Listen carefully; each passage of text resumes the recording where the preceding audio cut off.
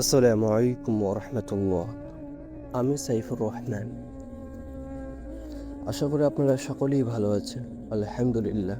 আজকে আমি আপনাদের সামনে কিছু মোটিভেশনাল কথা নিয়ে আসছি, ইসলামিক। কখনো কি ভেবে দেখেছেন যে আল্লাহ সুবহানাহু ওয়া তাআলা আমাদেরকে কেন সৃষ্টি করেছেন? কখনো কি ভেবেছেন আপনি যে আল্লাহ রাব্বুল আলামিন আমাদেরকে পৃথিবীর মধ্যে পাঠিয়েছেন?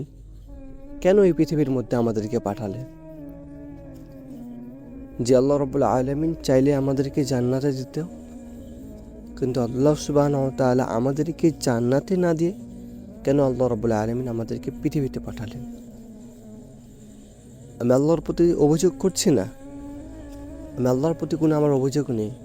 আল্লাহ রাব্বুল আলামিন যা করেন, যা করছে, সব কিছু আলহামদুলিল্লাহ। এবার যে আল্লাহ রাব্বুল আলামিন এত রহমান, এত রহিম, এত দয়াবান, তিনি চাইলে আমাদেরকে জান্নাতে যেতে পারতো, কিন্তু আমাদেরকে জান্নাতে না দিয়ে আমাদেরকে পৃথিবীর মধ্যে কেন পাঠালো? এটা আমার প্রশ্ন। আপনি এই প্রশ্নের উত্তর আপনি নিজেই খুঁজে পাবেন। আল্লাহ রাব্বুল আলামিন আমাদেরকে এই পৃথিবীতে কেন পাঠালেন? কোনো স্কুলে বা কোনো কলেজে যখন কোনো শিক্ষক পরীক্ষা নেয়, সমস্ত স্কুলের পরীক্ষা নেয়, পরীক্ষা নেওয়ার সময় যে একটা পরীক্ষাতে যারা ফার্স্ট এবং সেকেন্ড, যারা থার্ড হবে, তাদের জন্য কি রয়েছে? প্রাইজ রয়েছে। যারা ভালো করে পড়াশোনা করে এবং পরীক্ষার রেজাল্ট ভালো করলো, ফার্স্ট এবং থার্ড এবং সেকেন্ড হলো, তাদেরকে কি দেওয়া হবে? প্রাইজ দেওয়া হবে। এবং যারা পরীক্ষাতে কোনো নাম্বার পায়নি, এত মধ্যে করতে বলেছিল কিন্তু তারা করেনি, তারা কোনো কিছু পজিশনে আসতে পারেনি, তাদেরকে কেউ প্রাইজ দেবে? কখনো দিবে না। তেমনই আল্লাহ সুবহানাহু ওয়া তাআলা আমাদেরকে যে পৃথিবীতে পাঠিয়েছেন, আল্লাহ রাব্বুল আলামিন আমাদেরকে এই পৃথিবীর মধ্যে পাঠিয়েছেন, এই জন্য পাঠিয়েছেন তার আদেশ এবং তার কাজ, এবং যেগুলো আমাদেরকে বলেছেন যে আল্লাহ সুবহানাহু ওয়া তাআলা করতে, সেগুলোকে করতে হবে আমাদেরকে। যদি আমরা এগুলো করতে পারি, তো আমাদের জন্য পুরস্কার হিসাবে কি রয়েছে? জান্নাত রয়েছে। আল্লাহ রাব্বুল আলামিন স্বয়ং নিজে বলছেন, যারা আমার কথাকে মেনে চলবে, আমার আদেশ যারা মেনে চলবে, আমি তাদের জন্য কি করেছি? আমি তাদের জন্য জান্নাত তৈরি করেছি। আজ আপনি যদি আল্লাহর কথা, আল্লাহর আদেশ যদি আপনি মেনে চলি, তাহলে যে আল্লাহ রাব্বুল আলামিন আমাদেরকে যে বলেছেন জান্নাত দিবেন, তা আল্লাহ রাব্বুল আলামিন দিতে পারবে। কারণ আল্লাহর দয়া এবং আল্লাহর রহমত ছাড়া কেউ জান্নাতে যেতে পারবে না।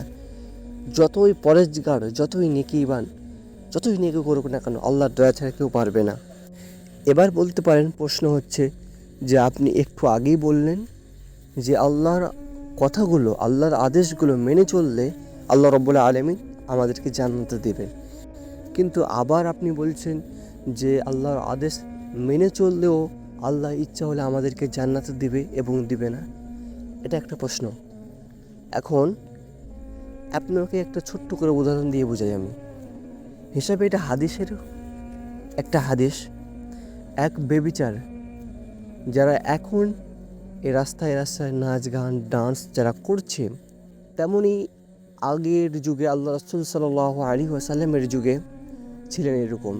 সেই মহিলা কোনোদিন 5 ওয়াক্ত নামাজ পড়েনি, সেই মহিলা কোনোদিন রোজা রাখেনি, সেই মহিলা কোনোদিন মানুষকে খাওয়ায়নি। সেই মহিলা একদিন কি করেছিল?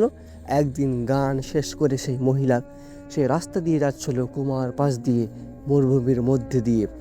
সেইখানে একটা কুকুর জল খাওয়ার জন্য তৃষ্ণায় শুধু ছটপট ছটপট করছিল, কিন্তু সেই মহিলাটা কি করলো? তার পায়ের জুতো খুলে সেই কুমার থেকে জল বের করে সেই কুকুরকে পান করালো। আর সেই মহিলাটা যখন মৃত্যুবরণ করলো, আল্লাহ সুবহানাহু ওয়া তাআলা তাকে জান্নাতবাসী করলেন। কেন করলেন? আল্লাহ রাব্বুল আলামিনের দয়াবান, মেহেরবান।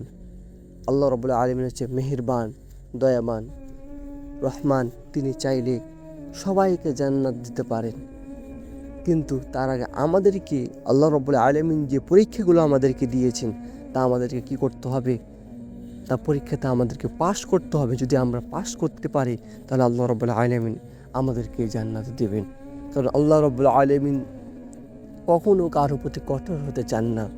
যদি কঠোর হয়ে যাই আল্লাহর প্রতি, আল্লাহর আদেশগুলো যদি না মেনে চলি, তাহলে আল্লাহ রাব্বুল আলামিন আমাদের প্রতি কঠোর হয়ে যাবে।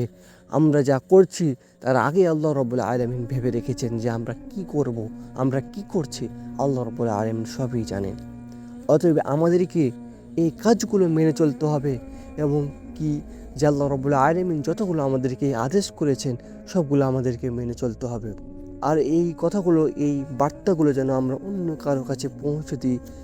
কোনো ব্যক্তি যদি কোনো ইলম ও হাদিসের কথা এবং কোরআনের কথা যদি পৌঁছে দেয়, সেই ব্যক্তি ততটুকু নাকি পাবে যতটুকু সেই ব্যক্তিকে পাঠাবে আর সেই ব্যক্তি শুনবে। অতএব আমাদের কর্তব্য, আমাদের উদ্দেশ্য হচ্ছে যে আমরা যেন ইসলামটাকে আমরা চারিদিকে ছড়িয়ে দিই।